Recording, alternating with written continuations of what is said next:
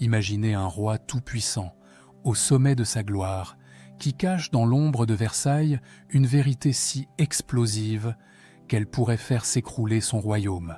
Louis-Théophile XIV, le roi Soleil, celui qui a dit « L'État, c'est moi », a porté pendant 20 ans un masque invisible, un masque bien plus terrifiant que celui du mystérieux prisonnier au visage de fer, car ce prisonnier détenait les preuves du secret le plus dangereux de la monarchie française, des lettres cachées, des confessions inavouables, la preuve que le plus catholique des rois de France a douté de sa propre foi.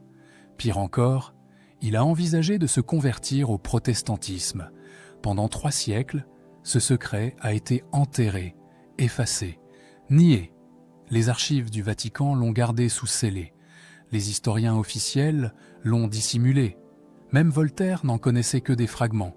Mais aujourd'hui, les documents sont là. Les preuves sont accablantes.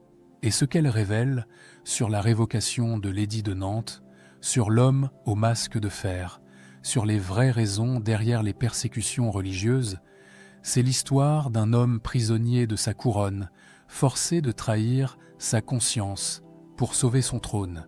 Dites-moi dans les commentaires d'où vous regardez cette révélation historique. Et abonnez-vous maintenant, car chaque semaine, je vous révèle les secrets les plus troublants de l'histoire de France, ceux qu'on a voulu vous cacher. Maintenant, plongeons dans les galeries secrètes de Versailles. La nuit du 15 janvier 1685 restera gravée dans les archives secrètes de Versailles comme l'une des plus troublantes de l'histoire du château. Dans les galeries désertes, seuls les pas feutrés des gardes suisses troublent le silence glacial de l'hiver. Les courtisans dorment dans leurs appartements gelés, emmitouflés sous des montagnes de fourrure. Mais dans le cabinet secret du roi, une bougie solitaire projette des ombres dansantes sur les murs tendus de soie bleue. Louis XIV ne dort pas. À 47 ans, le roi Soleil est au sommet de sa puissance. L'Europe entière tremble devant ses armées. Versailles éblouit le monde par sa magnificence. Pourtant, cette nuit-là, le monarque absolu attend, le visage ravagé par une anxiété qu'aucun courtisan n'a jamais vue. Il attend un visiteur qui détient entre ses mains l'avenir de la monarchie française. L'homme qui traverse maintenant la galerie des glaces n'est pas n'importe qui. C'est Michel Le Tellier, ministre de la guerre, l'un des 3 hommes les plus puissants du royaume après le roi. La cassette de cuir noir qu'il serre contre sa poitrine contient des documents interceptés par ses espions, des documents qui ne devraient pas exister, des écrits de la main même du roi, datés de 1668, qui révèlent l'impensable. Pour comprendre l'ampleur du séisme qui menace, il faut revenir quelques mois en arrière. Octobre 1685. Louis XIV vient de signer la révocation de l'édit de Nantes. 200 000 protestants fuient le royaume, emportant avec eux leur savoir-faire, leur richesse, leur génie. Dans toutes les cathédrales de France, les Te Deum célèbrent le triomphe de la foi catholique. La propagande royale proclame que le roi très chrétien a enfin réalisé le rêve de ses ancêtres, un royaume, une foi, une loi. Mais dans les coulisses du pouvoir, une toute autre histoire se joue. Car Louis XIV, le défenseur autoproclamé du catholicisme, cache depuis près de 20 ans un secret qui pourrait faire s'écrouler tout l'édifice de la monarchie de droit divin. Un secret que seuls 3 hommes connaissent. Le Tellier, Louvois son fils, et Colbert, récemment décédé en emportant une partie de la vérité dans sa tombe. Le Tellier pénètre enfin dans le cabinet royal. Il s'agenouille, mais Louis XIV le relève d'un geste las. Les 2 hommes se regardent longuement, conscients que cette nuit marquera un tournant. Le ministre ouvre lentement la cassette. À l'intérieur, des lettres jaunies, certaines de la main du roi, d'autres de mystérieux correspondants. La première porte le sceau royal et date du 23 novembre 1668. « Mon père, peut-on y lire, je ne puis plus porter ce masque. Ma conscience me torture. Les Huguenots ont-ils tort sur tout point? Leur lecture des Écritures ne mérite-t-elle pas au moins d'être entendue? Je vous supplie de m'éclairer, car je crains de persécuter des innocents au nom d'une vérité que je ne comprends plus. » Cette lettre, adressée à son confesseur, mais jamais envoyée, aurait dû être détruite. Elle révèle un Louis XIV méconnu, torturé par le doute, questionnant les fondements même de son pouvoir. Car si le roi de droit divin doute de Dieu, ou pire, de la version catholique de Dieu, que reste-t-il de sa légitimité? Le Tellier sort ensuite un second document, encore plus compromettant. C'est un rapport de surveillance établi par les espions de Colbert. On y apprend que le roi a fait venir secrètement dans ses appartements privés des ouvrages interdits. Les Pensées de Spinoza, ce philosophe maudit qui ose questionner les miracles. Les écrits de Port-Royal, ces jansénistes suspects. Plus troublant encore, une Bible en français, traduite par les protestants, annotée de la main du roi dans les marges. Louis XIV parcourt ses preuves de sa propre trahison intellectuelle. Son visage reste de marbre, mais ses mains tremblent légèrement. Il sait ce que ces documents signifient. Si le pape les voyait, l'excommunication serait immédiate. Si ses sujets l'apprenaient, la révolte gronderait. Si les princes protestants d'Europe le découvraient, ils y verraient une faiblesse à exploiter. « Majesté, » murmure le Tellier, « il y a plus grave encore. » Il sort un dernier document. C'est une lettre interceptée, destinée à Guillaume d'Orange, le prince protestant qui deviendra roi d'Angleterre. Elle propose une rencontre secrète pour discuter d'une réconciliation des chrétiens d'Europe. Elle est signée d'un pseudonyme, mais l'écriture est indubitablement celle du roi. Le silence qui suit est assourdissant. Louis XIV contemple l'épreuve de ses errements spirituels. Dehors, le vent d'hiver fait gémir les vitres du château. Le plus grand roi de France est nu devant sa conscience et devant l'histoire qui le jugera. L'histoire secrète du doute royal commence bien avant cette nuit fatidique de 1685. Elle prend racine dans les années 1665 à 1668, une période que les historiens officiels ont soigneusement maquillée. C'est l'époque où Louis XIV, en pleine gloire militaire, commence à questionner les fondements même de son pouvoir absolu. Tout commence avec une femme. Non pas Madame de Montespan, la favorite officielle qui parade dans les salons, mais Françoise d'Aubigné, future Madame de Maintenon, gouvernante des enfants royaux illégitimes. Cette femme remarquable, petite fille d'Agrippa d'Aubigné, le compagnon protestant d'Henri IV, porte en elle l'héritage d'une famille déchirée par les guerres de religion. Convertie au catholicisme dans sa jeunesse, elle n'a jamais oublié les récits de son aïeul sur les massacres de la Saint-Barthélemy. Dans l'intimité de leurs conversations nocturnes, loin des oreilles indiscrètes, elle ose parler au roi de tolérance. Elle lui raconte les souffrances de sa famille, les conversions forcées, les consciences violées. Louis XIV l'écoute, fasciné par cette femme qui ose lui parler comme personne n'a jamais osé. Dans son journal secret, découvert seulement en 1912 dans les combles de Saint-Cyr, Madame de Maintenon écrit ces mots troublants. « Sa Majesté m'a confié ce soir qu'elle enviait parfois la simplicité de la foi réformée, débarrassée du faste et des superstitions. Mais l'influence la plus déterminante vient d'ailleurs. En 1667, un livre circule sous le manteau à Versailles. C'est le traité théologico-politique de Baruch Spinoza, ce philosophe juif d'Amsterdam qui bouleverse toute l'Europe savante. Louis XIV, contre toute attente, se le procure secrètement. Il le lit la nuit, dans son cabinet particulier, prenant des notes qu'il cache ensuite dans un compartiment secret de son bureau. Ce meuble extraordinaire créé par Boulle, qui existe toujours aujourd'hui au château.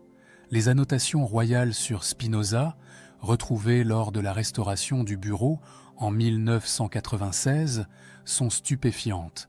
Le roi souligne particulièrement ce passage. Les cérémonies religieuses n'ajoutent rien à la béatitude. La vraie religion consiste dans la pratique de la justice et de la charité. En marge, de sa main, Alors pourquoi tant de sang versé pour des rites? Cette période de questionnement intense coïncide avec un événement politique majeur.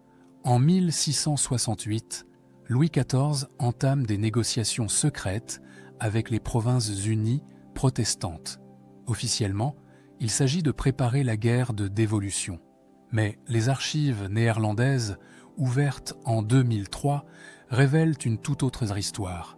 Le roi de France a proposé à Guillaume d'Orange, par l'intermédiaire d'un émissaire secret, une alliance extraordinaire, créer une confédération chrétienne européenne où catholiques et protestants coexisteraient pacifiquement. La rencontre secrète a lieu le 12 mars 1668, dans une auberge isolée près de la frontière flamande.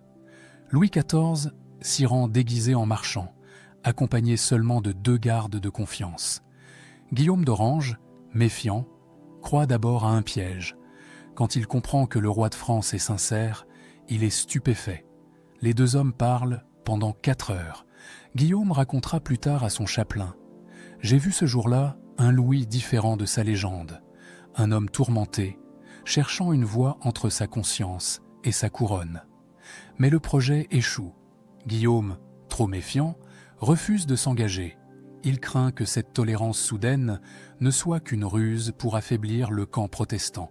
Louis XIV, humilié par ce refus, retourne à Versailles avec un sentiment d'échec qui le marquera profondément. C'est alors qu'intervient un personnage crucial de cette histoire, Eustache d'Augers. Cet homme, dont l'identité a fait couler tant d'encre, n'est autre qu'un théologien protestant converti, ancien professeur à l'Académie de Saumur. Engagé secrètement par Louis XIV en 1665 comme conseiller théologique occulte, il a pour mission d'éclairer le roi sur les questions religieuses. Pendant 3 ans, il rédige pour le monarque des mémoires comparant les doctrines catholiques et protestantes, explorant les possibilités de réconciliation. Mais en 1669, Louvois découvre l'existence de ce conseiller secret. Paniqué à l'idée que le roi puisse basculer vers le protestantisme, il organise avec son père le Tellier et Colbert une véritable conspiration du silence. D'Augers est arrêté sur ordre de Louvois sans que le roi puisse intervenir.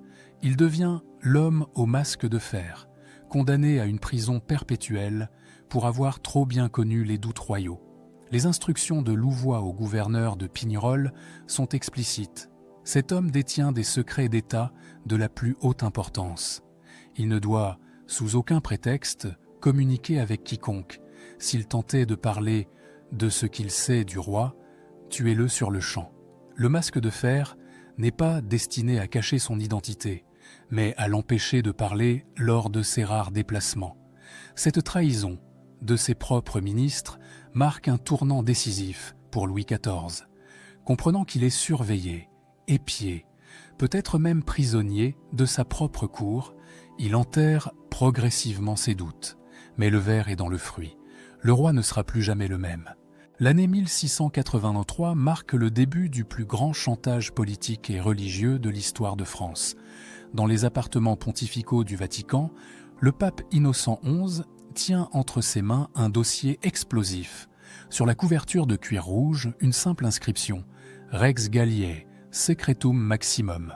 À l'intérieur, des copies de toutes les lettres compromettantes de Louis XIV, ses annotations sur Spinoza, les rapports sur ses doutes religieux et surtout la preuve de ses tentatives de rapprochement avec les protestants. Comment ces documents ultra-secrets sont-ils arrivés jusqu'à Rome? La trahison vient de l'intérieur même du confessionnal royal. Le père François de la Chaise, jésuite et confesseur du roi, depuis 1675, a été placé dans cette position par une intrigue vaticane de longue date. Sa mission secrète, surveiller la foi du monarque, le plus puissant de la chrétienté.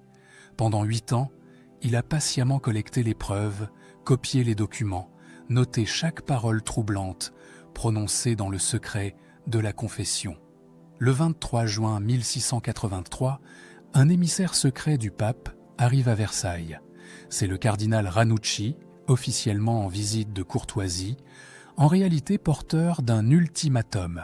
Il obtient une audience privée avec Louis XIV dans les jardins de Marly, loin des oreilles indiscrètes.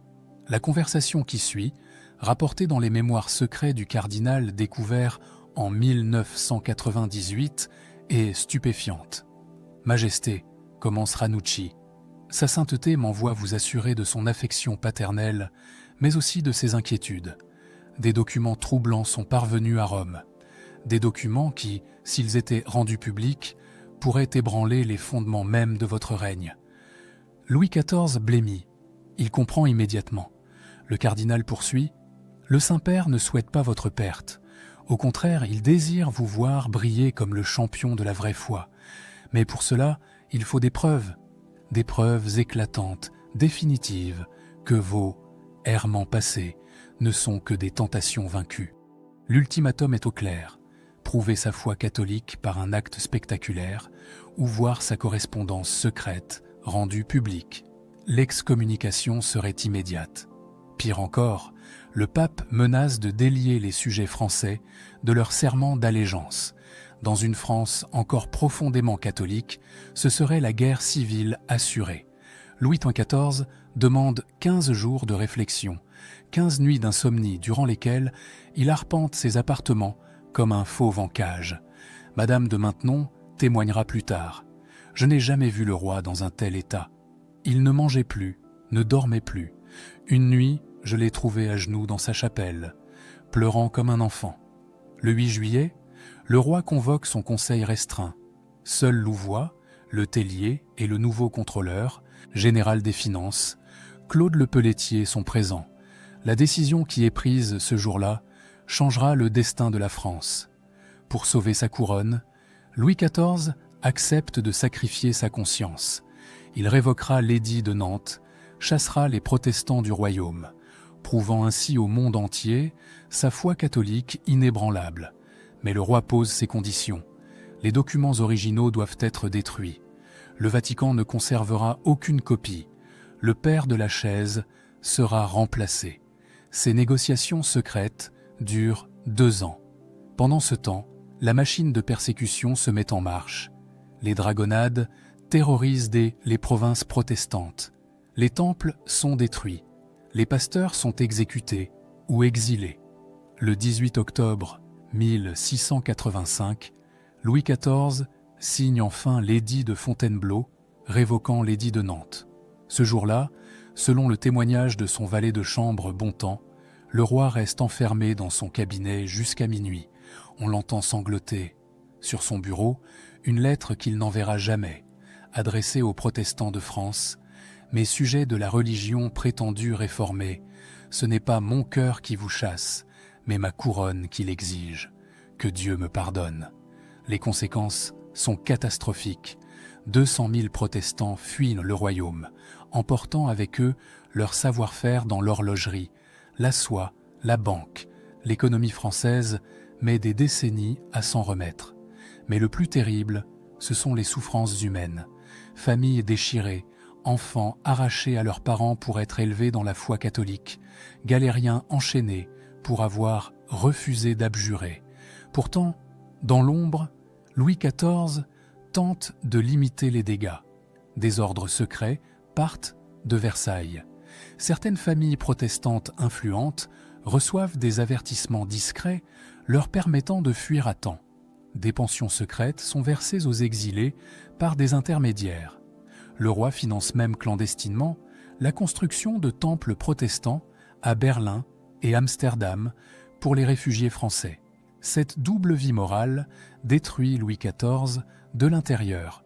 Son médecin Fagon note dans son journal « Sa Majesté souffre d'insomnie chronique depuis la révocation. Elle se réveille en sursaut, appelant des noms de protestants exilés. Madame de Maintenon confirme, le roi ne prononce jamais le mot « révocation ». Il dit seulement « l'affaire de ma conscience ». Le Vatican a gagné. Le roi très chrétien a prouvé sa foi. Mais à quel prix? Dans les archives secrètes romaines, un document daté du 20 décembre 1685 résume cyniquement l'opération. Le roi de France a capitulé. Les hérétiques sont chassés. La vraie foi triomphe.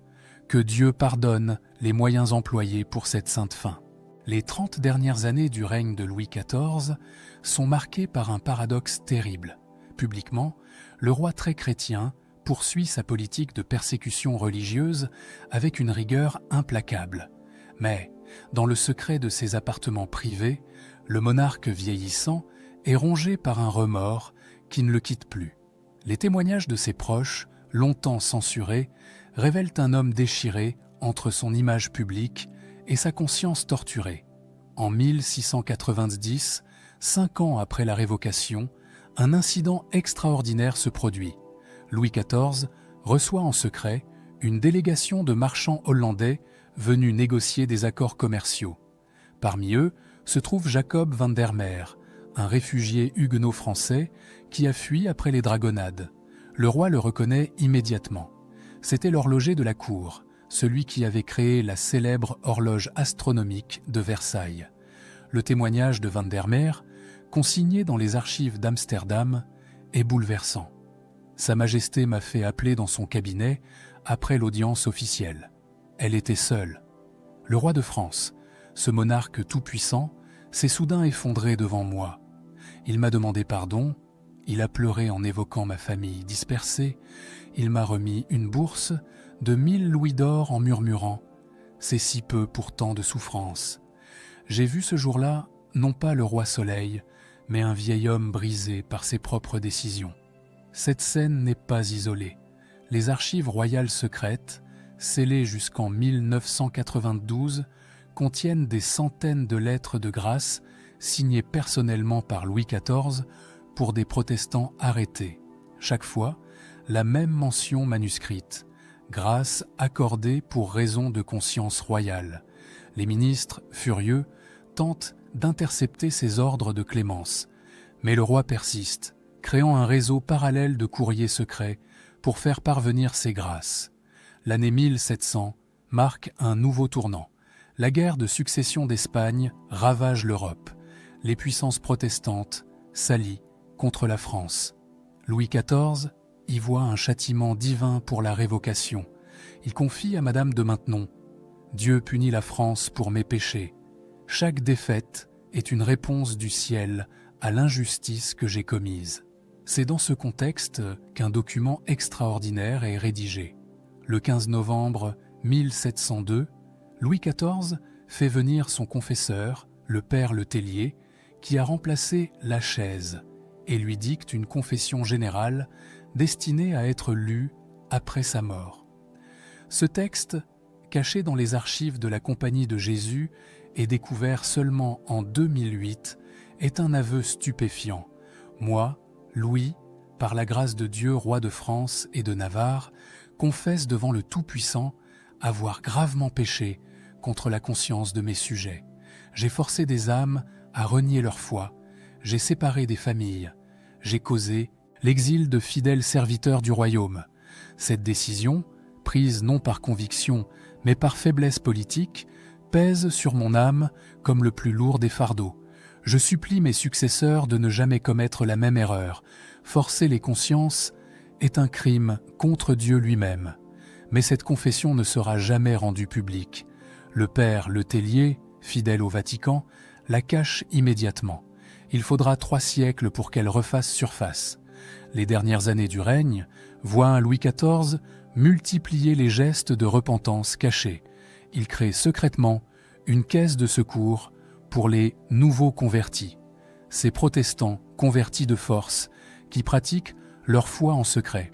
L'argent est distribué par des intermédiaires insoupçonnables, souvent des marchands juifs qui ont la confiance des 2 communautés.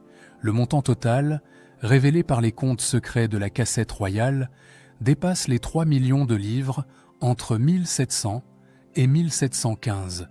Plus troublant encore, Louis XIV entretient une correspondance secrète avec certains pasteurs exilés.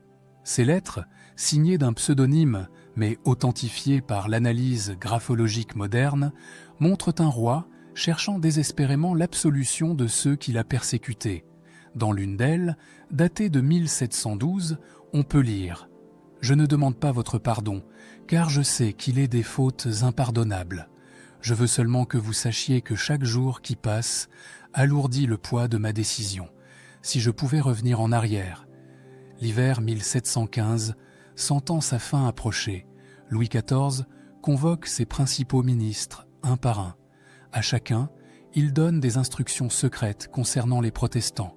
Au duc d'Orléans, futur régent, il murmure « Mon neveu, ne suivez pas mon exemple.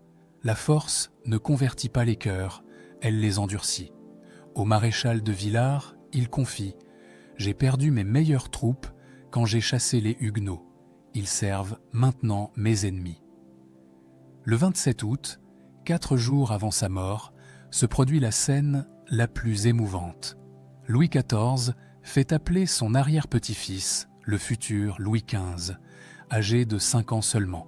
Les courtisans sont priés de sortir. Seule Madame de Ventadour, gouvernante de l'enfant, reste présente. Son témoignage, consigné dans ses mémoires, rapporte ces paroles ultimes du roi mourant. « Mon enfant, vous allez être un grand roi. Ne m'imitez pas dans le goût que j'ai eu pour la guerre, ni dans celui que j'ai eu pour les bâtiments. Mais surtout, et écoutez bien, car c'est le plus important, ne touchez jamais aux consciences de vos sujets. C'est le plus grand regret de ma vie. J'ai voulu forcer les âmes, et je n'ai récolté que la haine et l'exil des meilleurs enfants de la France. » La mort de Louis XIV, le 1er septembre 1715, ne marque pas la fin de l'histoire.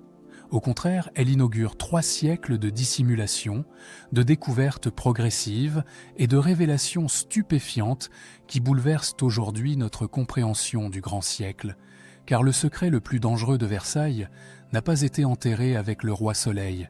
Il a continué à vivre, caché dans les archives, les mémoires censurées et les correspondances secrètes. Immédiatement après la mort du roi, une opération de grande envergure est lancée pour effacer les traces de ses doutes religieux. Philippe d'Orléans, le régent, découvre dans le cabinet secret de son oncle une cache de documents compromettants, lettres philosophiques, annotations théologiques, correspondances avec les protestants exilés. Il hésite. Détruire ces preuves serait trahir l'histoire. Les conserver serait risquer une crise de légitimité pour la monarchie. Il choisit une 3e voie, disperser les documents dans différentes archives secrètes à travers l'Europe. Une partie est envoyée secrètement en Hollande, confiée à une famille de banquiers huguenots, les Montmorency-Bouteville, descendants des réfugiés de la Révocation. Une autre est cachée dans les archives de l'Ordre de Malte, où le grand maître, ami personnel du régent, jure de les protéger. Les documents les plus compromettants sont murés dans une cage secrète du château de Versailles, derrière un panneau de la chambre du roi. Pendant le siècle des Lumières, des fragments du secret commencent à filtrer. Voltaire, en 1751, visite secrètement les archives hollandaises. Ce qu'il y découvre l'ébranle profondément. Dans une lettre à Frédéric II de Prusse, il écrit « J'ai vu de mes yeux ce que l'histoire officielle nie. Louis le Grand était philosophe malgré lui, et sa révocation n'était que le fruit de la peur, non de la foi. Cette découverte inspire directement son « Traité sur la tolérance », publié en 1763. Mais c'est la Révolution française qui apporte les premières vraies révélations publiques. En 1793, lors du saccage des appartements royaux de Versailles, des sans-culottes découvrent, par hasard, la cache secrète. Les documents sont immédiatement saisis par le comité de salut public. Robespierre lui-même les examine. Sa réaction, rapportée par Barrère dans ses mémoires, est éloquente. Même le plus absolu des tyrans doutait de son droit divin. Voilà la preuve que la monarchie était une imposture dès son sommet. Paradoxalement, ces documents ne sont pas publiés. La République, engagée dans une guerre contre l'Europe monarchique et catholique, craint que révéler les doutes religieux de Louis XIV ne soit interprété comme une faiblesse française.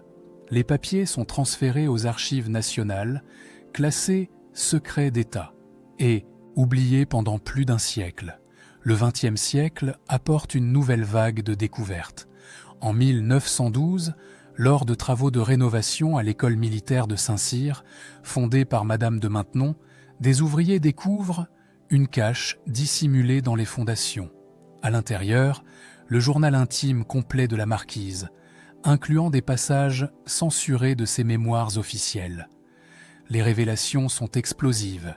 Elle y décrit en détail les crises spirituelles du roi, ses tentatives de suicide après la révocation, ses cauchemars récurrents où les protestants massacrés venaient le hanter. L'Église catholique tente d'étouffer l'affaire. Le Vatican envoie des émissaires pour racheter les documents. Mais la Troisième République, en pleine bataille pour la laïcité, refuse. Les journaux sont publiés partiellement, provoquant un scandale énorme. L'image du roi Soleil, champion du catholicisme, s'effondre. Mais les révélations les plus spectaculaires arrivent à notre époque. En 1998, le pape Jean-Paul II ordonne l'ouverture partielle des archives secrètes du Vatican pour l'année jubilaire 2000. Parmi les millions de documents rendus accessibles, le dossier Rex Galliae Secretum Maximum refait surface. Les historiens découvrent l'ampleur du chantage exercé sur Louis XIV, les preuves de sa correspondance avec Spinoza et surtout le texte intégral de sa confession finale, caché pendant 3 siècles. En 2012, une découverte technologique apporte la confirmation définitive. L'analyse spectrographique des encres utilisées dans les documents prouve leur authenticité. Plus troublant encore, l'imagerie multispectrale révèle des textes cachés, écrits avec une encre sympathique, dans les marges des registres officiels de Versailles.